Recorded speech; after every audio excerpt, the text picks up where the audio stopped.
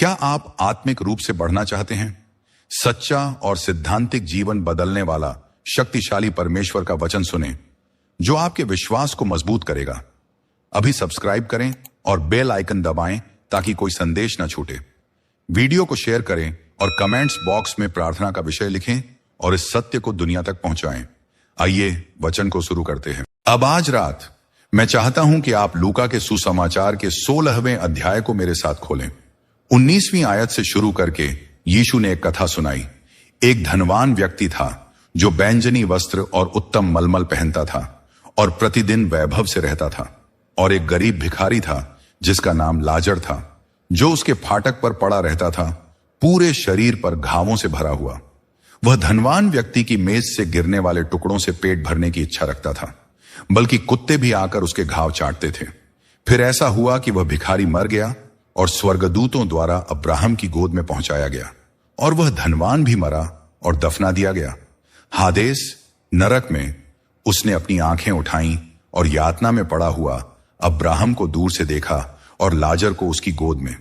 तब उसने पुकार कर कहा, हे पिता अब्राहम, मुझ पर दया कर, लाजर को भेज के वह अपनी उंगली का सिरा पानी में डुबोकर मेरी जीभ को ठंडक दे, क्योंकि मैं इस ज्वाला में बहुत दुखी हूं। परंतु अब्राहम ने कहा, बेटा, याद कर कि तूने अपने जीवन काल में भले पदार्थ पाए और लाजर ने बुरे, पर अब वह शांति में है और तू यातना में। और इसके अलावा हमारे और तुम्हारे बीच एक बड़ी खाई स्थायी रूप से बनी हुई है, जिससे यहां से वहां जाने वाले नहीं जा सकते, न वहां से कोई हमारे पास आ सकता है। तब उस धनवान ने कहा, हे पिता, मैं तुझसे विनती करता हूं कि लाजर को मेरे पिता के घर भेज, क्योंकि मेरे 5 भाई हैं, ताकि वह उन्हें चेतावनी दे, कहीं वे भी इस यातना के स्थान में न आ जाएं। अब्राहम ने कहा, उनके पास मूसा और भविष्यद्वक्ता हैं, वे उनकी सुने। उसने कहा, नहीं पिता अब्राहम, यदि मरे हुओं में से कोई उनके पास जाए तो वे मन फिराएंगे। अब्राहम ने उत्तर दिया, यदि वे मूसा और भविष्यद्वक्ताओं की नहीं सुनते, तो यदि कोई मरे हुओं में से जी उठे तब भी वे नहीं मानेंगे। आज रात मैं यहां यह कहने के लिए नहीं खड़ा कि नरक में जाओ, बल्कि स्वर्ग में जाओ। मैं आपको चेतावनी देना चाहता हूं कि आप यह ना कहें, मैं नाश हो जाऊंगा, बल्कि कहें, मैं उद्धार पाऊंगा। इस कथा में नरक शब्द का प्रयोग हुआ है। हमारे अधिकृत अनुवाद में इसे नरक कहा गया है, लेकिन मूल रूप से यह हादेस था।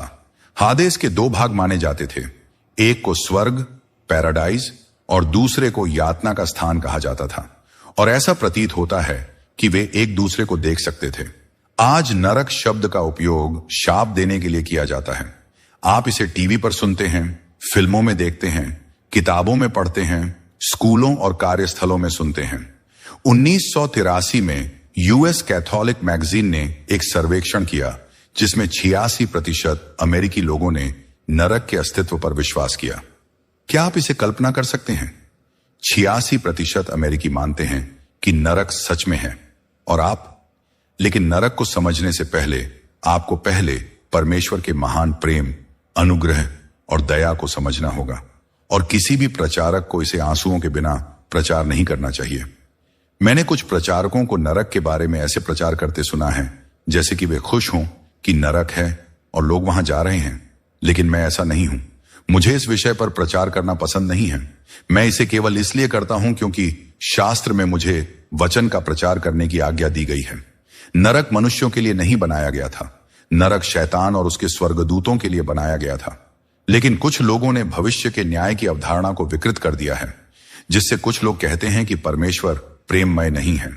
उन्होंने बाइबल में परमेश्वर के प्रेम की सच्ची शिक्षा को तोड़ मरोड़ कर पेश किया है। एक महिला ने मुझसे कहा, मुझे नरक के विचार से नफरत है। मैंने उत्तर दिया, मैं भी करता हूं, लेकिन मैं उस पाप से भी नफरत करता हूं जो लोगों को वहां ले जाता है। मुझे युद्ध से नफरत है। मुझे इस तथ्य से नफरत है कि दुनिया में लोग भूख से मर रहे हैं, लेकिन युद्ध एक वास्तविकता है, और दुर्भाग्य से भूख भी एक वास्तविकता है। मुझे मृत्यु से नफरत करने से यह सच नहीं बदल जाता कि एक दिन मैं मर जाऊंगा। जब पौलुस ने तिमुथियुस को लिखा तो उसने कहा, वचन का प्रचार कर, और यदि मुझे यीशु मसीह के सुसमाचार का एक सच्चा प्रचारक होना है, तो मुझे उसी वचन को प्रचार करना होगा जो हमारे प्रभु यीशु मसीह ने नरक के बारे में सिखाया था। एक पादरी ने मुझसे कहा, यदि मैं चर्च में नरक के बारे में प्रचार करूं तो लोग मुझे हटा देंगे, लेकिन मैं जानता हूं कि दक्षिण कैरोलिना में एक चौराहा था जहां बहुत सारे लोग दुर्घटनाओं में मारे गए थे। वहां सरकार ने 16 धीरे चलें और रुकें के संकेत लगाए थे। क्या यह गलत था? क्या दक्षिण कैरोलिना की सरकार गलत थी जब उन्होंने लोगों को चेतावनी देने के लिए संकेत लगाए? क्या यह गलत है कि मैं आपको वही चेतावनी दूं जो यीशु ने दी थी और बाइबल की शिक्षा है?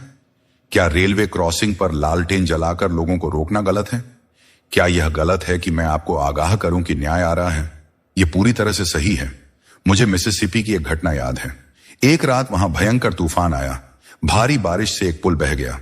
एक आदमी ने जब देखा कि पुल टूट चुका है तो उसने अपनी गीली रूमाल और टॉर्च से गाड़ियों को रोकने की कोशिश की, लेकिन कोई नहीं रुका। 5 गाड़ियां सीधे नीचे गिर गईं और उन सभी में बैठे लोग मर गए। अब क्या यह आदमी गलती पर था जब उसने लोगों को चेतावनी देने की कोशिश की? नहीं। उसी तरह मैं आज रात यहां खड़ा हूं ताकि आपको चेतावनी दूं। यीशु ने हमें चेतावनी दी थी, बाइबल हमें चेतावनी देती है, और आज मैं आपको बता रहा हूं कि उद्धार का मार्ग खुला है। क्या आप उसे स्वीकार करेंगे? एक बार एक मानसिक रूप से अस्वस्थ व्यक्ति गदरेने प्रदेश का, जो एक दुष्ट आत्मा से ग्रसित था, और लोगों ने यीशु से प्रार्थना की कि वह उन्हें अकेला छोड़ दे, और यीशु ने उनकी प्रार्थना सुनी। वह उन्हें अकेला छोड़कर चला गया। आज रात आपको यह संदेश सुनने की जरूरत नहीं है। आप कह सकते हैं, मैं इसके बारे में नहीं सुनना चाहता, मुझे अकेला छोड़ दो। और हो सकता है कि यीशु आपकी प्रार्थना का उत्तर दे और आपको अकेला छोड़ दे। लेकिन यदि परमेश्वर का आत्मा आपको अकेला छोड़ देता है तो आप कभी भी पापों की क्षमा नहीं पा सकते, और न ही आप कभी स्वर्ग के राज्य में प्रवेश कर सकते हैं। लोग न्याय और नरक के बारे में चेतावनी सुनना नहीं चाहते। आप कह सकते हैं, यह मेरी चिंता नहीं है। लेकिन कल्पना कीजिए कि आप एक डूबते हुए व्यक्ति हैं और मेरे पास सुसमाचार की जीवन नौका है। क्या मैं आपको डूबने दूंगा? नहीं। आप भूख से मर रहे हैं और मेरे पास जीवन की रोटी है। क्या मैं आपको बिना रोटी के छोड़ दूंगा? नहीं। आप पाप के झर से भरे हुए हैं और मेरे पास मसीह के सुसमाचार का प्रतिरोधक एंटीडोट है। क्या मैं आपको मरने के लिए छोड़ दूंगा? नहीं। आप अंधकार में भटक रहे हैं और खोए हुए हैं और मेरे पास सुसमाचार का प्रकाश है। क्या मैं आपको अकेला छोड़ दूंगा? नहीं। आप बंधन में हैं और मेरे पास वह सत्य है जो आपको स्वतंत्र कर सकता है। आप रोग से ग्रसित हैं और मेरे पास वह सत्य है जो आपको चंगा कर सकता है। आप चौड़े मार्ग पर चल रहे हैं जो विनाश की ओर ले जाता है, और मैं वह सत्य बोलता हूं जो आपको संकीर्ण मार्ग पर ला सकता है, जो अनंत जीवन की ओर ले जाता है। आप एक जंगली तूफानी समुद्र में भटक रहे हैं और मैं वह सत्य बोलता हूं जो आपको सुरक्षा के बंदरगाह तक पहुंचा सकता है। कुछ लोग कहते हैं, हम वास्तव में खोए हुए नहीं हैं। शैतान ने यही बात अदन की वाटिका में हव्वा से कही थी, जब परमेश्वर ने कहा, यदि तुम उस निषिद्ध वृक्ष का फल खाओगे तो तुम मर जाओगे। शैतान ने उसके कान में फुसफुसाया, तुम निश्चय ही नहीं मरोगे। यही सर्व उद्धारवाद, यूनिवर्सलिज्म है। कुछ लोग कहते हैं, हर कोई पहले से ही बचा हुआ है, बस उन्हें पता नहीं है। आज यह झूठ यहां तक कि इंजील विश्वासियों के बीच भी फैल रहा है। कहा जा रहा है कि हम निश्चय ही नहीं मरेंगे, नरक जैसी कोई चीज नहीं है। लेकिन मैं मानता हूं कि नरक है, क्योंकि शास्त्र यही सिखाता है। मुझे लगता है कि यह मनुष्य के अंतःकरण में लिखा हुआ है। दुनिया का हर इंसान यह मानता है कि एक दिन उसे अपने जीवन का हिसाब देना होगा और अपने अवज्ञाकारी जीवन के लिए उसे दंड भुगतना होगा। वह यहां जीवित रहा और फिर यीशु ने इसे लगातार सिखाया। शास्त्र में किसी ने भी नरक के बारे में यीशु से अधिक नहीं कहा। उसने कहा, जो कोई अपने भाई से कहे, ओ मूर्ख, वह नरक की आग के खतरे में होगा। मत्ती 13वें अध्याय में यीशु ने कहा, मनुष्य का पुत्र अपने स्वर्गदूतों को भेजेगा और वे उसके राज्य से उन सभी को इकट्ठा करेंगे जो अपराध करते हैं और जो अधर्म करते हैं, और उन्हें आग की भट्टी में डाल देंगे। वहां रोना और दांत पीसना होगा। मत्ती 25:41 में यीशु ने कहा, फिर वह बाईं ओर के लोगों से कहेगा, मेरे सामने से दूर हो जाओ, तुम शापित हो, उस अनंत अग्नि में जाओ जो शैतान और उसके स्वर्गदूतों के लिए तैयार की गई है। यदि तेरा दाहिना हाथ तुझे ठोकर खिलाए तो उसे काट कर फेंक दे, क्योंकि तेरे लिए जीवन में टुंडा होकर प्रवेश करना उत्तम है, बजाय इसके कि दोनों हाथों के साथ नरक में चला जाए। यीशु ने यह भी कहा कि यदि तेरा एक ही नेत्र एक ही हाथ, एक ही पैर हो तो भी जीवन में प्रवेश करना अच्छा है, बजाय इसके कि पूरा शरीर नरक में जाए। बाइबल सिखाती है कि नरक के 3 प्रकार हैं। वेन, पहला, नरक हृदय में होता है। हजारों लोग आज रात अपने हृदय में नरक लेकर बैठे हैं और यही से सब कुछ शुरू होता है। दुनिया मानती है कि मनुष्य का स्वभाव अच्छा है, लेकिन बाइबल सिखाती है कि यह मूल रूप से बुरा है। हम स्वभाव से ही स्वार्थी, पापी, भटके हुए और खोए हुए हैं। दाऊद ने कहा, पाप में मेरी मां ने मुझे गर्भ में धारण किया। हम सभी पापी हैं और हम पाप में जन्मे हैं। दूसरा, अपराध बोध का नरक। एक व्यक्ति ने मुझे लिखा कि वह अपनी पत्नी को धोखा दे रहा था और दूसरे शहर में दूसरी महिला के साथ रह रहा था। उसने लिखा, मैं सचमुच नरक में जी रहा हूं। उसने पाया कि वह फंस चुका था और यह नरक जैसा था। बाइबल सिखाती है कि एक जलता हुआ, मृत्यु देने वाला नरक मानव हृदय में मौजूद होता है। तीसरा, नरक जो अचानक क्रूरता में बदल जाता है। अच्छे और सामान्य दिखने वाले लोग भी एक रात में खतरनाक हत्यारे और पागल बन सकते हैं। मैं एक महिला को जानता हूं, एक सुंदर, सभ्य महिला। उसका पति समाज के सम्मानित व्यक्तियों में से एक था, लेकिन बिना किसी ठोस कारण के एक रात जब वह सो रहा था, उसने पिस्तौल उठाई और उसे मार डाला। आज वह जेल में है और हम इस तरह की खबरें हर दिन अखबारों में पढ़ते हैं।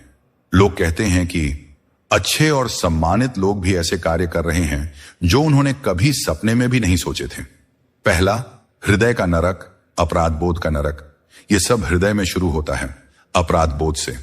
दूसरा, अशांति का नरक। बाइबल कहती है कि दुष्ट लोग अशांत समुद्र के समान होते हैं।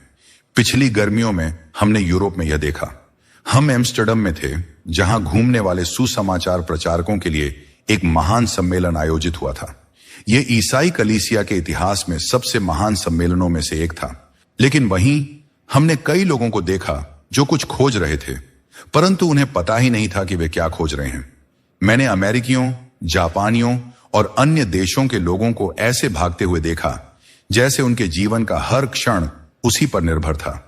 उन्हें नहीं पता था कि वे कहां जा रहे हैं, क्या कर रहे हैं, बस भागे जा रहे थे। वे केवल कुछ शांति और विश्राम पाने की कोशिश कर रहे थे।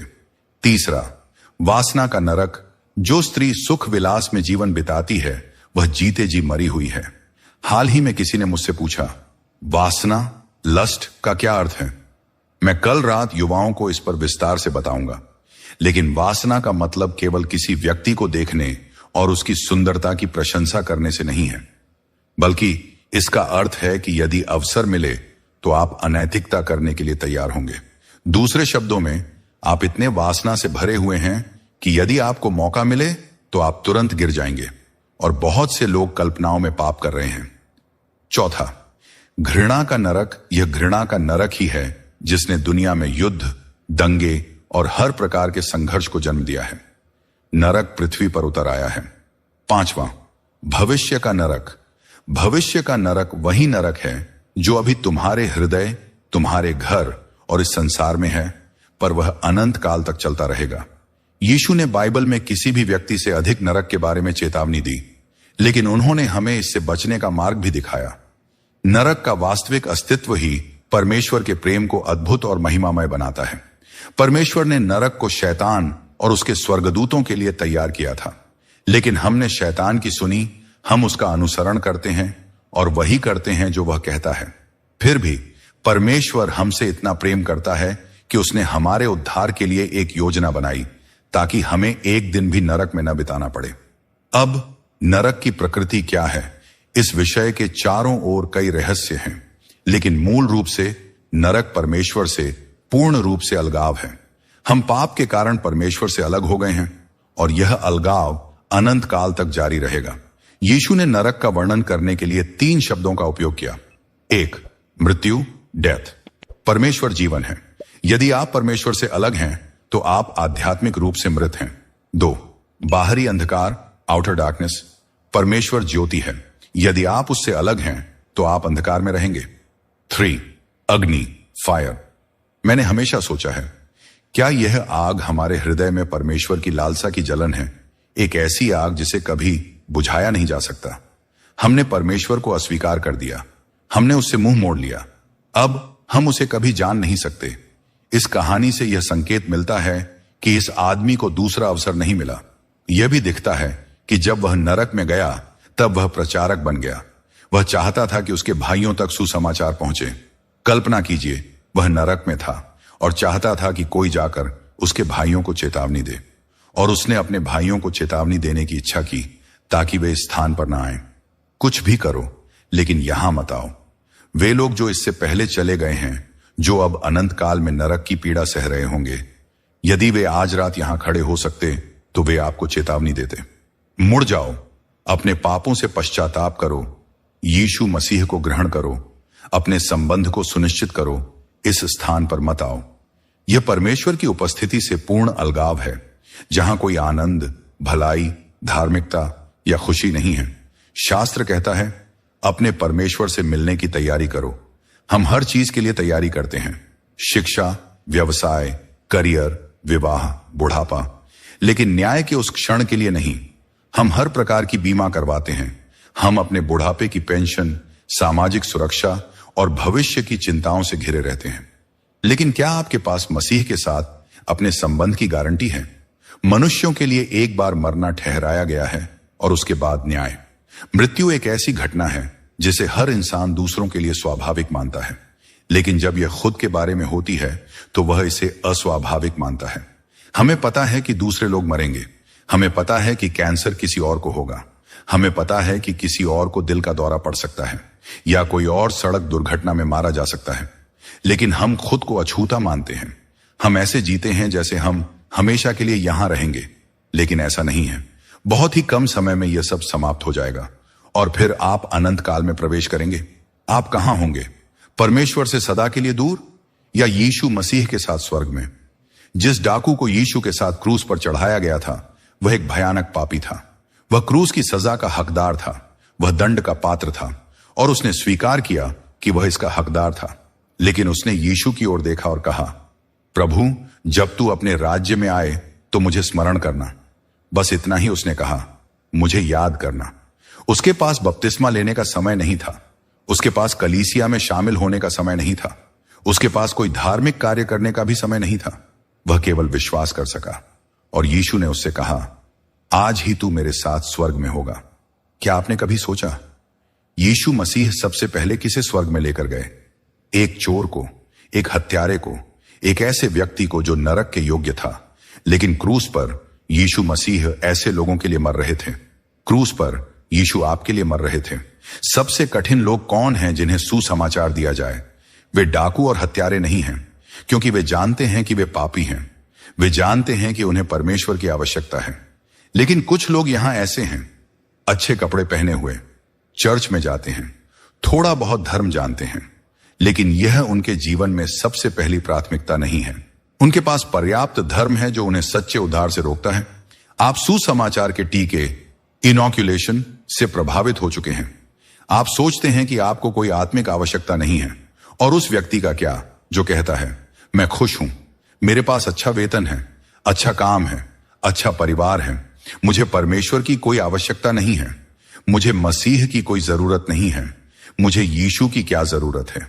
भाई और बहन, आप जल्द ही यीशु की बहुत जरूरत महसूस करेंगे, बहुत ही बुरी तरह से। इससे पहले कि बहुत देर हो जाए, बेहतर है कि आप अभी आएं, जबकि आपके पास अवसर है।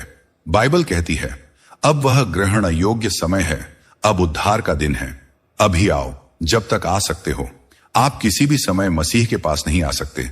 आप केवल तभी आ सकते हैं जब पवित्र आत्मा आपको बुलाए, जब वह आपको दोषी ठहराए और जब परमेश्वर का वचन आपके सामने रखा गया हो। क्या आप मसीह के पास आए हैं? जैसा कि मैंने शुरुआत में कहा था, मुझे इस विषय पर प्रचार करना पसंद नहीं है, लेकिन यह बाइबल का हिस्सा है और यह यीशु मसीह की शिक्षाओं का एक महत्वपूर्ण भाग है। मैं यह अपनी ओर से नहीं कह रहा, मैं केवल वही बातें आपको सुना रहा हूं जो यीशु ने सिखाई थी, और मैं इसे एक टूटे हुए दिल के साथ कर रहा हूं। काश नरक जैसी कोई चीज ना होती, लेकिन नरक है। काश पाप ना होता, लेकिन पाप है। काश हत्याएं, युद्ध और बुराई ना होती, लेकिन ये सब हैं। लेकिन धन्यवाद हो, परमेश्वर का स्वर्ग भी है। एक स्वर्ग है, एक परमेश्वर का राज्य है, और वहीं यीशु मसीह है। आज रात मैं आपसे यह कहना चाहता हूं, मुझे पता है कि मैं कहां जा रहा हूं। जिस क्षण आप अखबार में पढ़ेंगे बिली ग्राहम की मृत्यु हो गई, उस क्षण आपको यह जानना चाहिए कि मैं पहले से कहीं अधिक जीवित हूं। मैं स्वर्ग में हूं और मैं इसकी प्रतीक्षा कर रहा हूं। क्या आप भी इसी निश्चितता के साथ कह सकते हैं? आज रात यहां हजारों लोग हैं जो यह कह सकते हैं, लेकिन हजारों ऐसे भी हैं जो नहीं कह सकते। क्या आप निश्चित हैं? जब आप आज रात यहां से जाएं, क्या आपको यह निश्चितता होगी कि आप स्वर्ग जा रहे हैं? क्या आप सुनिश्चित हैं कि आप मसीह के साथ अनंत जीवन में प्रवेश करेंगे? आप सुनिश्चित हो सकते हैं। बाइबल कहती है, मैंने ये बातें तुमको इसलिए लिखी कि तुम जानो कि तुम्हें अनंत जीवन मिला है। पौलुस ने कहा, मुझे पूरा विश्वास है कि जो कुछ मैंने प्रभु को सौंप दिया है वह उस दिन तक उसकी रक्षा करेगा। आप जान सकते हैं। आप कहेंगे, बिली मुझे क्या करना होगा? 3 चीजें करनी होंगी। 1, अपने पापों से पश्चाताप करो। पश्चाताप का अर्थ है परिवर्तन। अपनी सोच बदलो, अपने जीवन का तरीका बदलो। मसीह को अपने जीवन में आने दो और वह तुम्हारी सहायता करेगा। तुम स्वयं को बदल नहीं सकते, तुम बहुत कमजोर हो, लेकिन यदि तुम कहो, प्रभु मैं तैयार हूं, तो वह तुम्हारी सहायता करेगा। 2, विश्वास के द्वारा मसीह को ग्रहण करो। यीशु तुम्हारे लिए मरे और पुनः जीवित हुए। तुम्हें सब कुछ समझने की जरूरत नहीं है, लेकिन विश्वास के द्वारा आओ, उस पर भरोसा रखो, अपना संपूर्ण विश्वास केवल उसी पर रखो। 3, उसकी आज्ञा का पालन करो, उसका अनुसरण करो, उसकी सेवा करो, उसके नाम में अच्छे कार्य करो, अपने पड़ोसी की सहायता करो, अपने पड़ोसी से प्रेम करो। यीशु ने कहा, इसी से लोग जानेंगे कि तुम मेरे चेले हो, यदि तुम एक दूसरे से प्रेम रखोगे। क्या आप इसे करने के लिए तैयार हैं? मैं आपसे कुछ करने के लिए कह रहा हूं जो हमने यहां सैक्रामेंटो में हर सभा में देखा है। मैं आपसे अनुरोध करता हूं कि आप अपने स्थान से उठें, आगे आएं और मंच के सामने खड़े हों और अपने आने के द्वारा यह कहें, मैं यह निश्चित करना चाहता हूं कि मैं स्वर्ग जा रहा हूं। मैं यह निश्चित करना चाहता हूं कि मेरे पाप क्षमा हो गए हैं। मैं यह निश्चित करना चाहता हूं कि मैं परमेश्वर से मिलने के लिए तैयार हूं। क्या आप आज यीशु को ग्रहण करेंगे?